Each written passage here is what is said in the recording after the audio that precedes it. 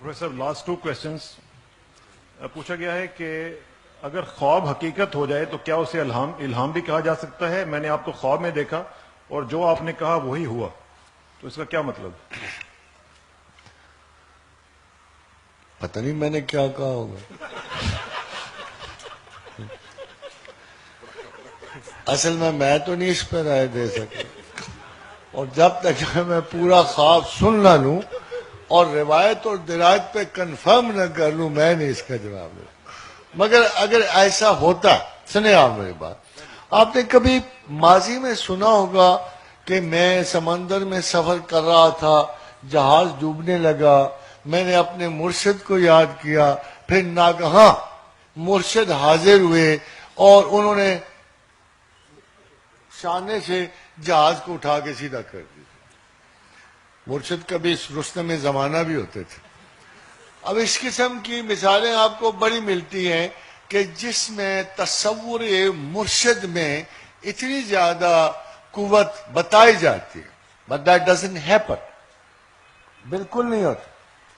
ہوتا یہ ہے کہ جب آپ کا گمان کسی بندے کے بارے میں اچھا ہوتا ہے، نیک ہوتا ہے، اور اللہ بھی شاید اس پہ مہربان ہوتا ہو، تو جب آپ کسی مصیبت میں ہوں گے، ابتلا میں ہوں گے، تکلیف میں ہوں گے، تو خدا اس کی امیج میں بذریعہ فرشتہ آپ کو انفارمیشن بھیجے.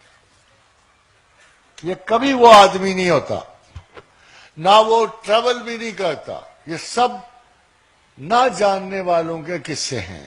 ہوتا یہ ہے کہ فرض کرو ایک آدمی رستہ بھول گیا، اب اس کو راستہ نہیں مل رہا، وہ اپنے مرشد کو پکارتا ہے. مرشد تو آ ہی نہیں سکتا وہاں، مگر اس کا مرشد سچا ہے، وہ تو نہیں آ سکتا، مگر چونکہ اس کا رہبر اور رہنما سچا ہے تو خدا کو پتا فرشتہ بھیجوں گا تو یہ بجائے راستہ پانے کے غش کھا کے مر ہی جائے گا، اس لیے وہ اس کی شکل میں فرشتہ بھیجے گا جو کہے کہ اس راستے پہ نکل جا تو تجھے حفاظت ملے گی. نہ صرف یہ بلکہ زمین و آسمان میں بہت سارے اللہ کے بندے جنہیں رجال غیب کہتے ہیں وہ موجود ہوتے ہیں. اور جب ہم اس قسم کے کسی کرائسس میں پڑیں تو ہم خدا سے دعا کریں تو خدا ان بندوں کو شاید آپ کی شناسا شکلوں میں بھیج دیتا ہے تاکہ آپ کو استجاب اور خوف نہ ہو اور وہ آپ کو راستہ دکھاتے ہیں.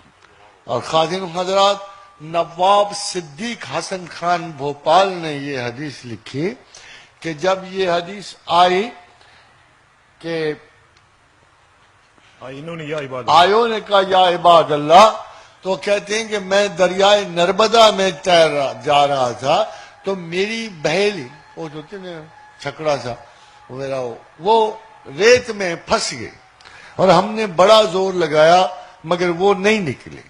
تو نواب صاحب کہتے ہیں کہ مجھے یہ حدیث یاد تھی، میں وہاں سے نکلا اور میں نے اپنا رخ جو ہے موڑ لیا بہلی سے اور میں نے دعا مانگی آیوننی یا عباد اللہ.